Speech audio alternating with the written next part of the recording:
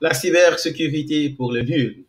Aujourd'hui, on va parler de d'autres nouveaux thèmes, c'est-à-dire la politique, les normes ou standards, l'une de base ou baseline en anglais, directive ou guideline en anglais et procédure.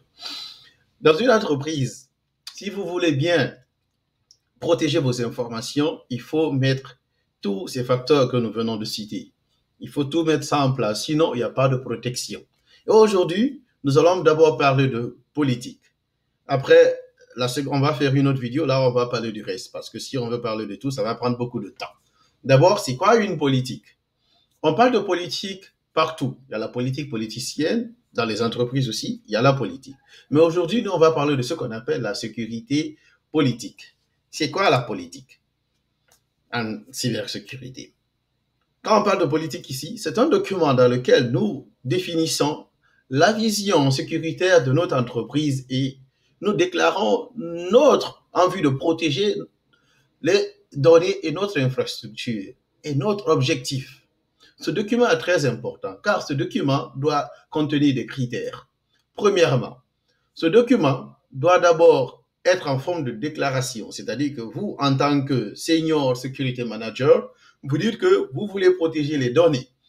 Et dans ce document aussi, il faut définir les rôles et les responsabilités des postes. Parce que ici, en fait, en cybersécurité, c'est pas, en fait, les gens, en fait, qui définissent ce qu'il faut faire. C'est les postes, les rôles et les responsabilités qui définissent ce qu'il faut faire. Donc, tout ça doit être dans la sécurité politique, dans ce document. Les lois et régulations que vous devrez respecter, il faut définir ça aussi dans la politique.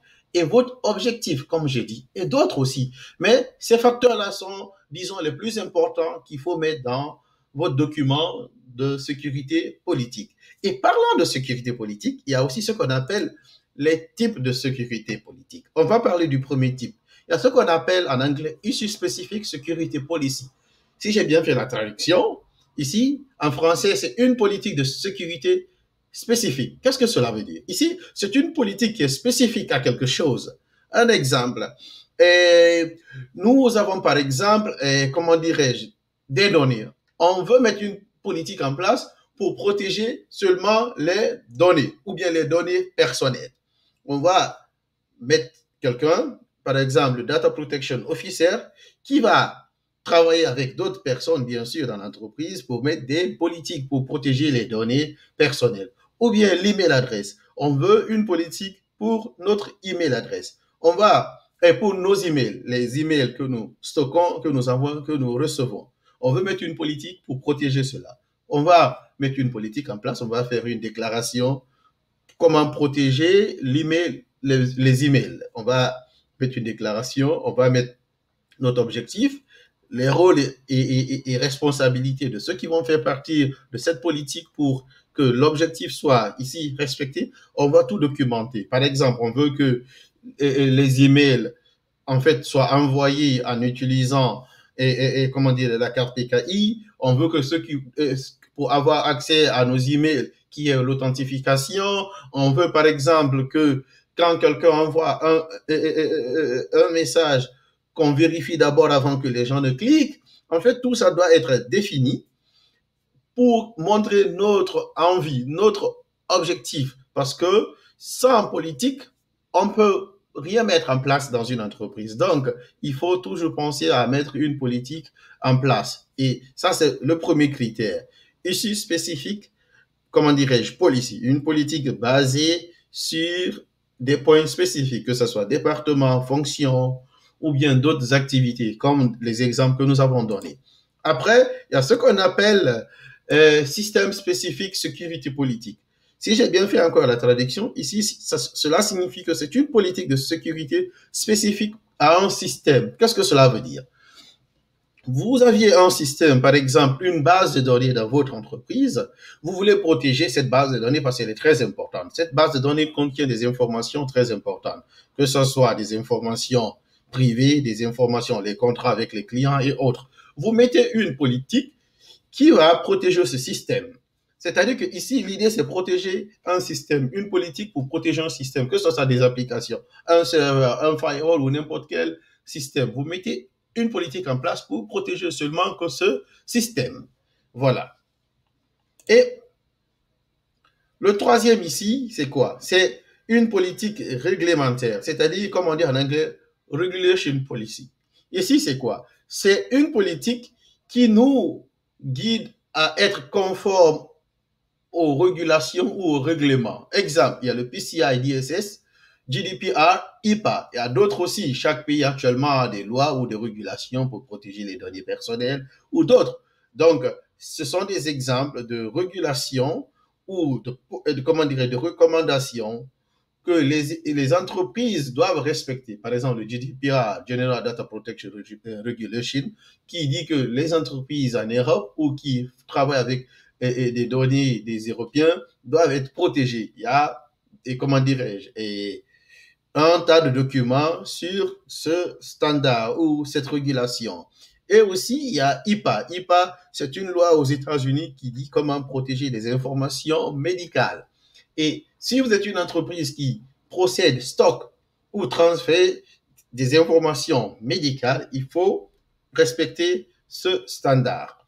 Et aussi le PCI DSS, Payment Card Industry. Ça aussi, c'est une régulation ou un standard ici qui force les entreprises qui stockent ou bien utilisent ou transfèrent les données liées au crédit card ou les données financières de protéger ces informations. Quand vous regardez ça sur le net, vous tapez PCI DSS, vous allez voir tas d'informations sur ça. Donc, la politique réglementaire ici, elle est très importante.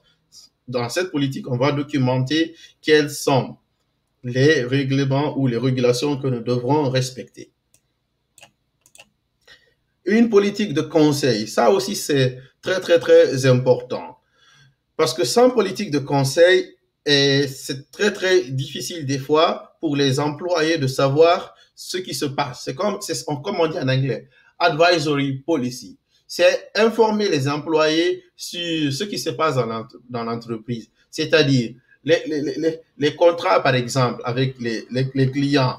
Par exemple, des fois, si vous travaillez déjà dans les entreprises, vous voyez des fois que vous recevez des messages. Par exemple, il y a un nouveau contrat avec tel client ou bien il y a des normes ou il y a des contraintes que vous devez, comment dire, respecter. Donc ça, c'est des politiques de conseil. Ça vous conseille et ça vous donne une vision sur l'entreprise. C'est ça ici l'idée générale.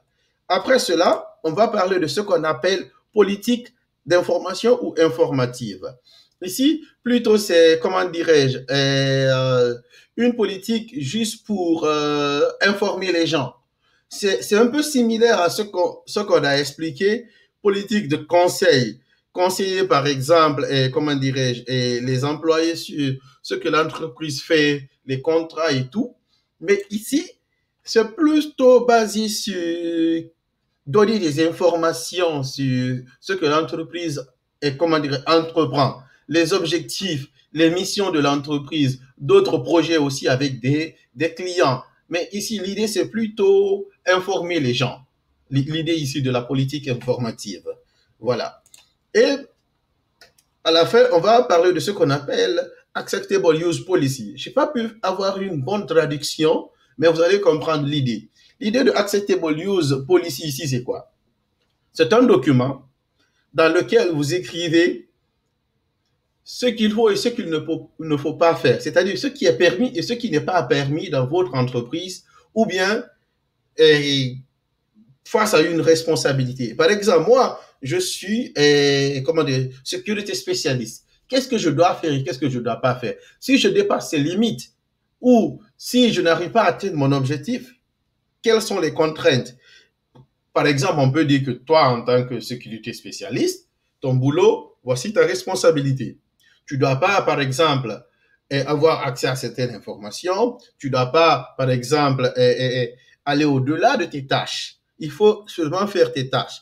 Et aussi, on peut, dans ce document aussi, dire comment tu dois te comporter. Il faut protéger les informations. Il ne faut pas mettre les mots de passe en ligne. Il ne faut pas partager les informations confidentielles de votre entreprise en ligne et beaucoup, beaucoup de choses. C'est très, très important, ce document, parce que quand vous employez des gens, il faut un document pareil qui les montre, en fait, votre objectif et ce qui est permis et ce qui n'est pas permis dans une entreprise.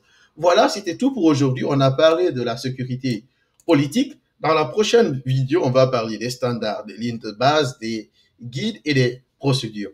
N'hésitez pas à nous poser des questions dans les commentaires ou bien vous nous envoyer des messages et à bientôt.